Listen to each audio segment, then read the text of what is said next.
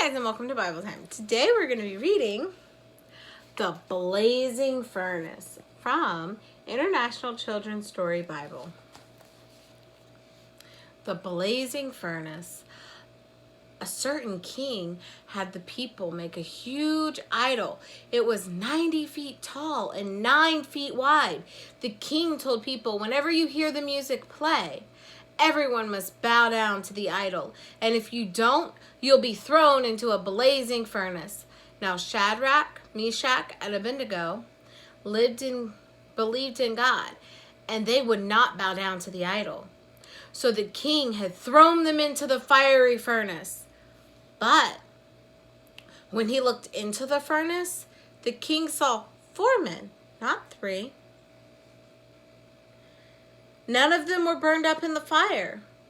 The king was amazed. God had saved Shadrach, Meshach, and Abednego. And then the king told all his people to honor God. This comes from Daniel chapter 3, verses 1 through 30. The end.